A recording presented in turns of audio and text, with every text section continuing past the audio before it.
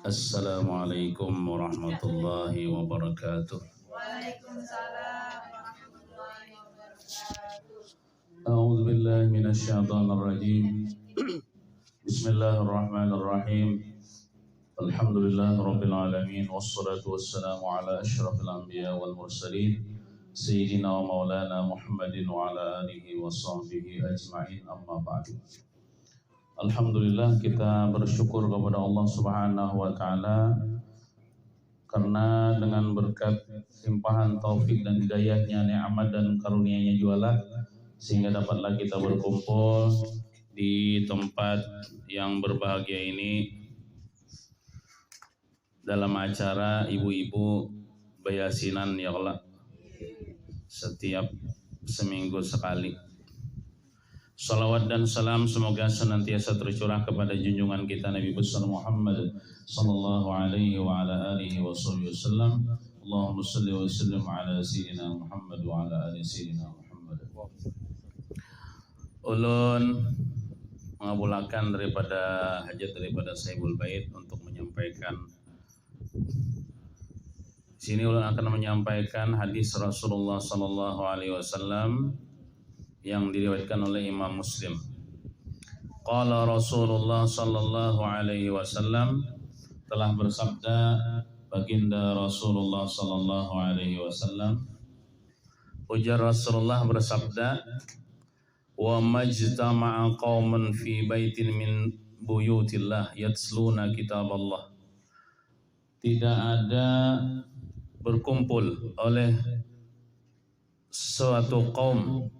Maksud kaum inilah sekelompok manusia, lain kaum masjid.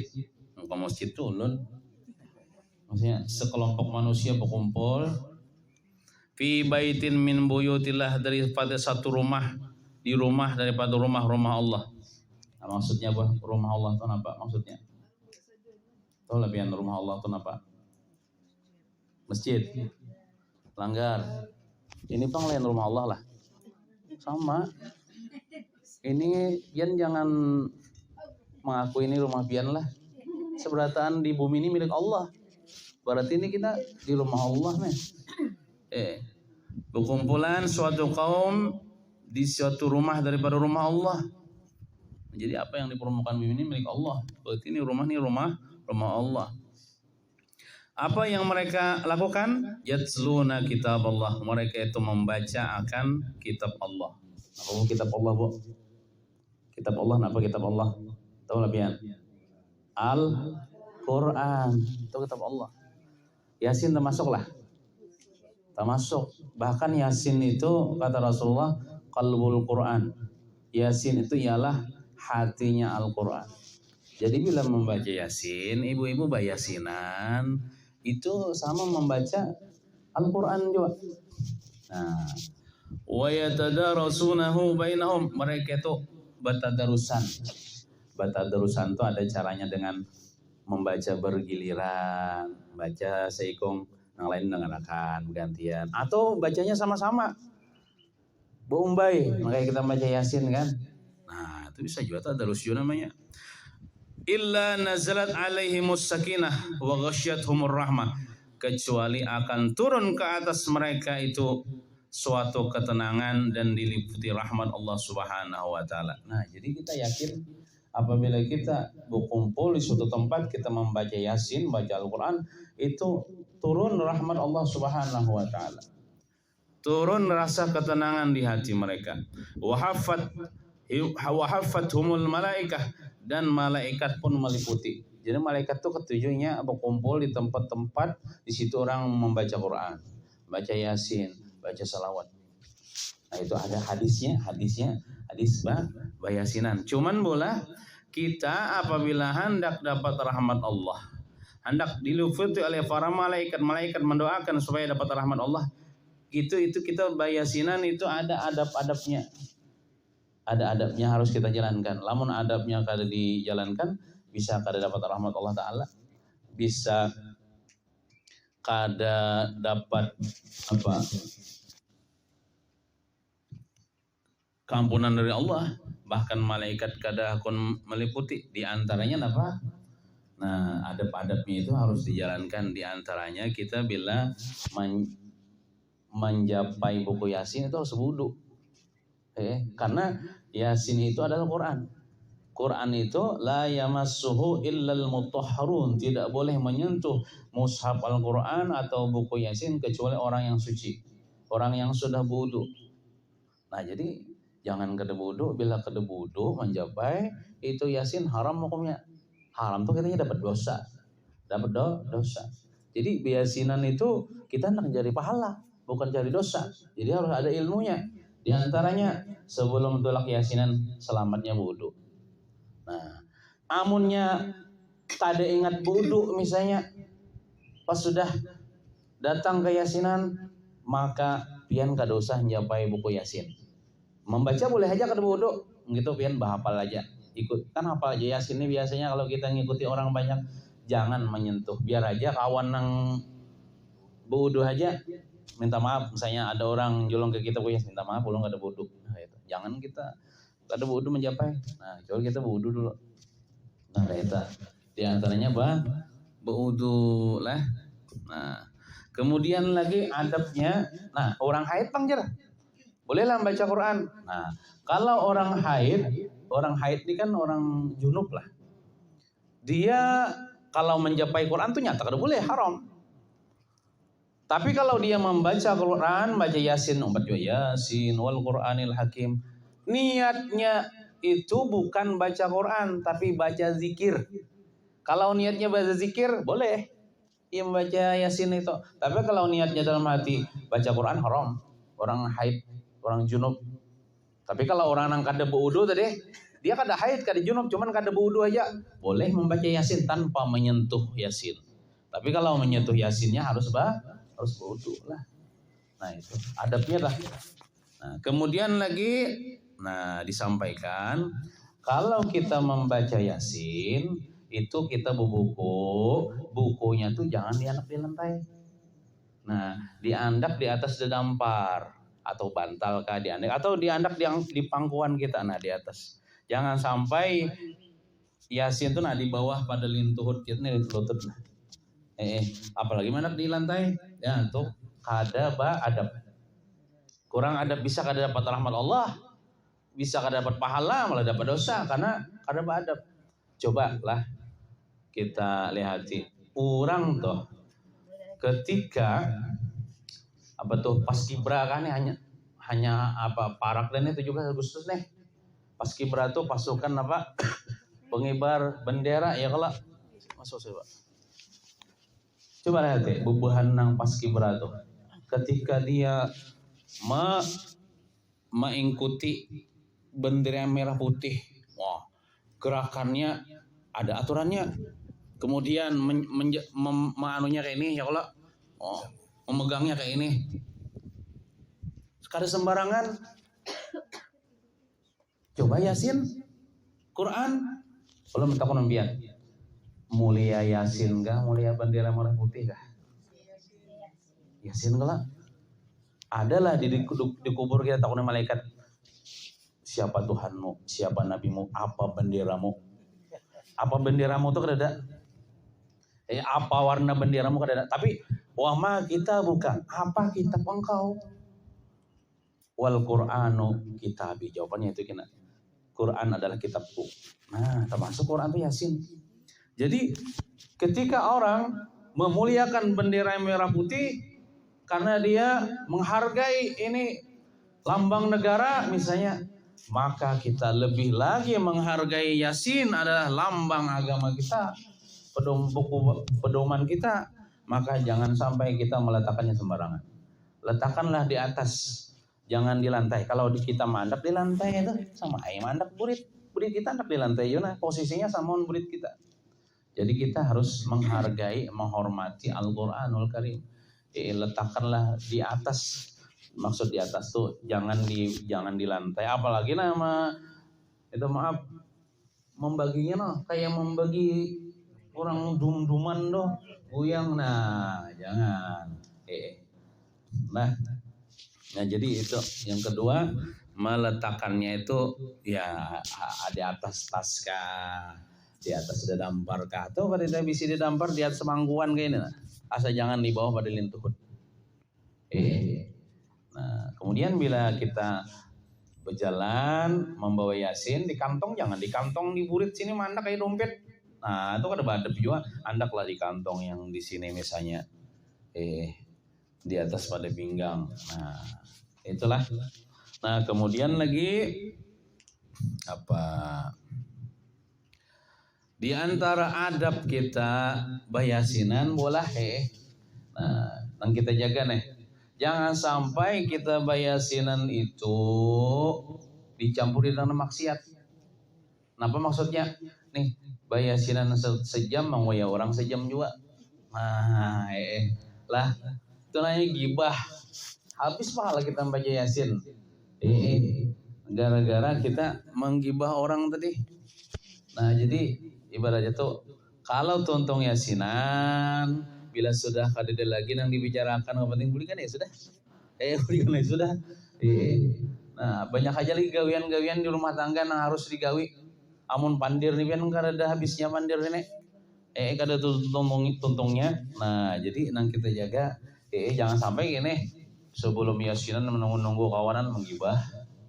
Mai orang pas sudah berkumpul baca Yasin betuntung pulang. Yasinan menggibah orang-orang jadi dibuka dengan maksiat, ditutup dengan maksiat. Nah, jangan sampai menyembati orang. Karena bila kita menggibah orang, menggibah itu gini, mengoyai, menyembati keburukan orang Islam. Seandainya orang Islam itu mendengar dia kada nyaman hatinya atau tersinggung. Walaupun dia memang ahli maksiat, disambat itu gibah. Tapi kalau dia tidak ahli maksiat, disambati maksiat itu fitnah namanya. Sedangkan benar aja, kada boleh disambati. Bahayanya apa? Karena kita bayasin itu pahala kita bayasin tuh dipindah Tuhan kayaknya. Nah bila kita tuh menggibah orang, itu pahala amal ibadah kita nih diambil orang itu. Tuhan nama memindahnya. Nah, karena amun kita kebanyakan menggibahinya, habis sudah pahala kita nih. Apalagi yang diberikan dosanya itu diandak ke kita. Jadi kita nang ruginya nang untung. Padahal nya kan baca Yasin tapi nya dapat pahala. Apa? Pahala kita baca Yasin itu kayaknya berpindah karena kita menggibahi inya. Nah, itu. Jadi nang hindari itu jangan sampai bayasinan dicampur dengan maksiat. Kita lamun tahu aib kita sendiri, kita tidak akan menyebut tentang aib orang lain. Kita nah gitu. Jadi bila ada misalnya orang Islam yang kada patut, kada usah disambat, kita doakan aja dalam hati mudahnya bertobat kah, misalnya ahli maksiat atau kan kita disuruh untuk menutupi aib orang. Ini berapa menit deh lah? Ini sampai 15 menit ya Allah. Iyalah. 30 menit kan. Iya. Nah, kemudian lagi apa namanya? Ini parak nih 17 Agustus nih ya Allah. Nah, jadi 17 Agustus nih tadi jadi khatib di masjid itu sampaikan juga tentang masalah 17 Agustus. Bagus benar kita menyukuri hari kemerdekaan kita Republik Indonesia ini. Kita bersyukur benar karena kita ini hidup bukan di zaman penjajah. Kita hidup di zaman kemerdekaan sudah. Itu datu-datu kita nang berjuang merebut kemerdekaan yang dijajah oleh orang-orang Jepang, orang-orang Belanda. Kita ini menikmati aja sudah. Bagaimana bahari itu sakit benar. Bisa biasinan kayak ini nak ada bahari. Kenapa? Bisa didatangi Belanda timbakinya. Kada boleh yang baca Quran, kada boleh bayasinan. Bemulitan kada boleh. Pengajian kada boleh, ngalih benar bahari itu. Bayasin kita nih alhamdulillah kalau bayasinan, kalau pengajian, tenang sembahyang. Bahari itu pinanya kada tapi kalau taguring, dekum bom meledak. Granat meledak di rumah. Nyaman lah. Rumah hancur, anak mati, laki kena bom. Nah, kada nyaman-nyaman. Jadi kita bersyukur. Kita bersyukur benar kita ini negara kita ini merdeka. Nah, satu mat lagi 17 Agustus hari apa, Bu? Hari kami hafal benar pian lah. Jangan-jangan sudah mendaftar nih lomba karong. Nah.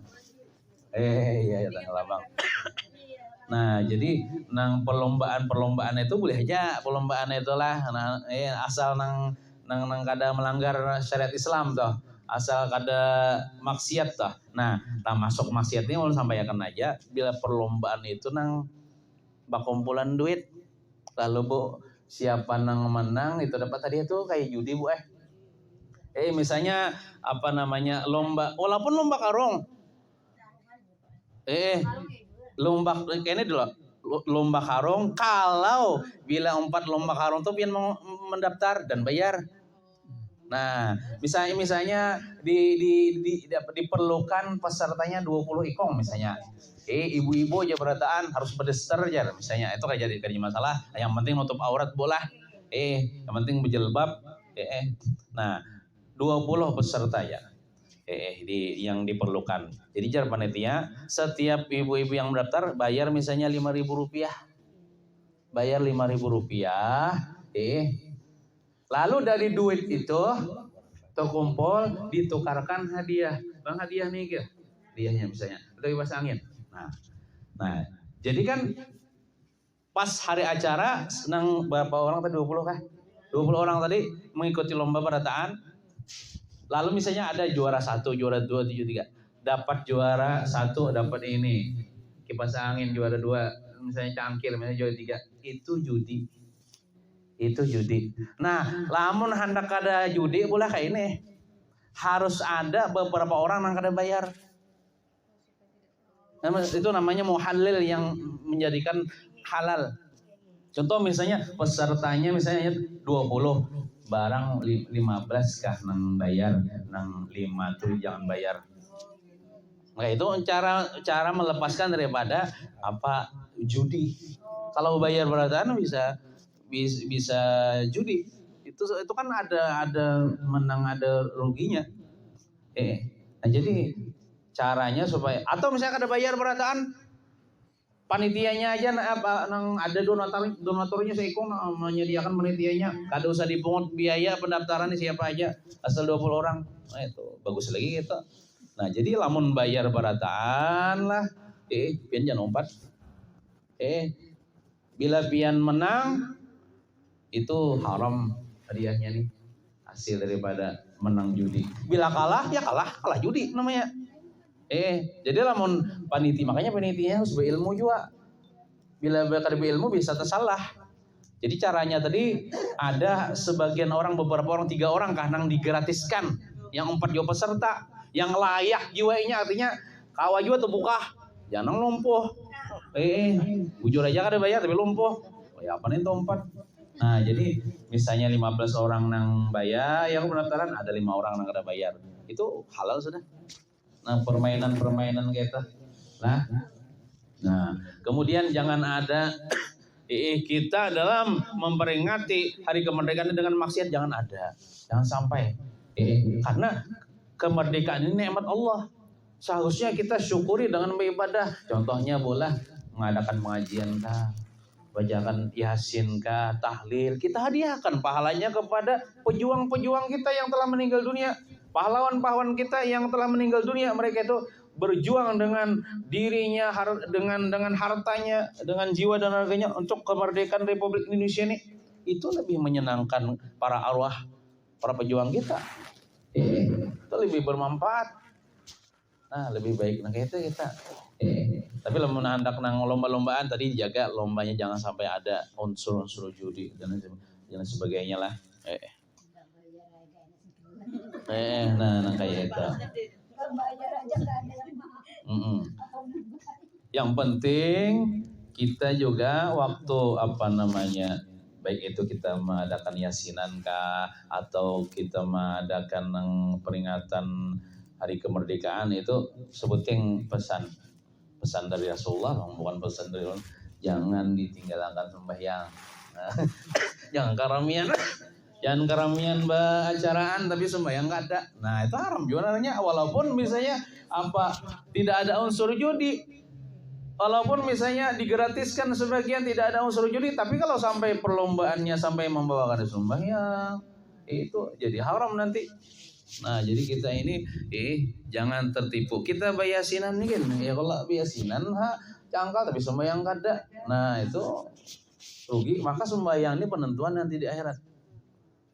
Ujar Rasulullah SAW bersabda, sembahyang ini awal-awal yang ditakuni, ditanya nanti di akhirat setiap orang. Apabila sembahyangnya beres, amalan sunnah yang lainnya diterima. Hajinya diterima, zakatnya diterima, puasanya diterima, yasinannya diterima, salawatnya diterima, sedekahnya diterima. Tapi kalau sembahyangnya tidak beres atau dia meninggalkan sholat, jangan harap amalan-amalan lain diterima, bisa ditolak. Nah, kayak itu. Sebagai penutup, ulun akan mengisahkan tentang kisah apa bahaya meninggalkan sholat. Ini kisah di kitab lah. Nah, dikisahkan bahwasanya ada seseorang yang punya saudara perempuan, yang mana saudara perempuannya ini telah meninggal dunia. Lalu dia menguburkan jenazah saudara perempuannya ini. Waktu menguburkan, lalu dompetnya terbuat dalam lubang liang lahat tadi. Dompet yang berisi uang. Nah, dia waktu terbuat dalam liang lahat dompetnya ini tidak sadar. Pas setelah selesai menguburkan, dia pulang ke rumah. Mungkin hendak nukar napa kan, nukar ruko kah, mencari duit dompet, mana dompetnya kan tidak. Nah, maka dia menyangka kira-kira dompetku ini ada terbuat dalam liang lahat, liang kubur tadi. Lalu ia ini nekat kembali ia ke kubur tadi. Karena nekat mungkin ia merasa dompetnya itu sangat berharga karena ada hartanya, duitnya. Kemudian dia gali lagi kuburan itu. Hal keadaan sendirian dia gali. Kan Bapak menggali kuburan itu untuk mengambil sesuatu. Nah, ketika dia menggali kubur sampai ke liang lahat, kemudian ada api menyala-nyala. Api berkobar. Api neraka maksudnya. Kemudian dia kada jadi mengambil dompetnya tadi karena apinya berkobar-kobar. Lalu dia kembalikan tanah, dia timbuni lagi tanahnya itu.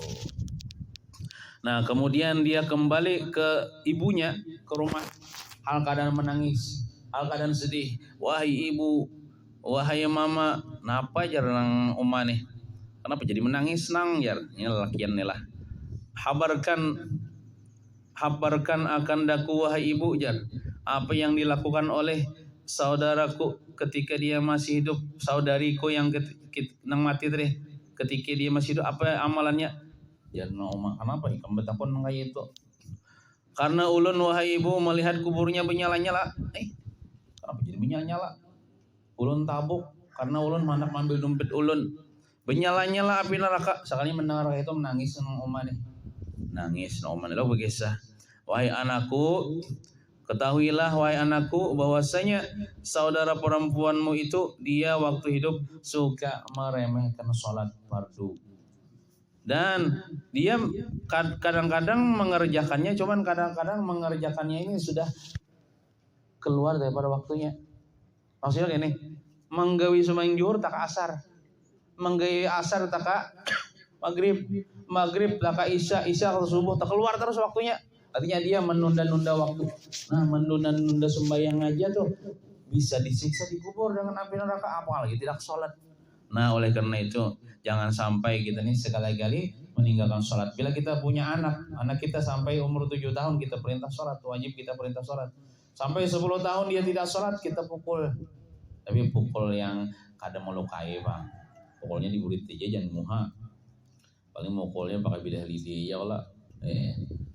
Jangan mungkin tersilah pulang anak. Nah kayak itu. Jadi mungkin itu saja yang dapat saya sampaikan. Ini sampai 24 4 menit lewat dah 20 menit nih. Sedang aja sedang sekadar mengabulkan hajat dari Basul Bait.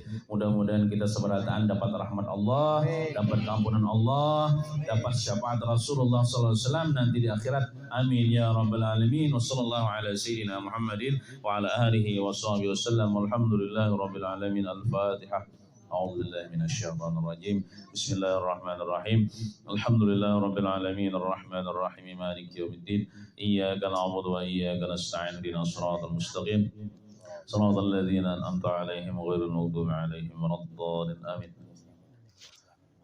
آمين بسم الله الرحمن الرحيم الحمد لله رب العالمين اللهم صل على سيدنا محمد صلاة تنجينا بها من جميع الأحوال والآفات وتقضي لنا بها جميع الحاجات وتطهرنا بها من جميع السيئات وترفعنا بها عندك على الدرجات وتبلغنا بأقصى الغايات من جميع الخيرات في الحياة وبعد الممات وعلى آله وصحبه وسلم تسليما كثيرا اللهم إنا نسألك سلامة في الدين وعافية بالجسد وزيادة في العلم وبركة بالرزق وتوبة قبل الموت وراحة عند الموت وغفرة بعد الموت والشهادة عند الموت اللهم هون علينا بسكرات الموت والنجاة من النار والعفو عند الحساب وأمن من العذاب ونصيب من الجنة وارزقنا النظر إلى وجهك الكريم برحمتك يا أرحم الراحمين ربنا آتنا في الدنيا حسنة وفي الآخرة حسنة وقنا عذاب النار وصلى الله على سيدنا محمد وعلى آله وصحبه وسلم والحمد لله رب العالمين تقبل الله منكم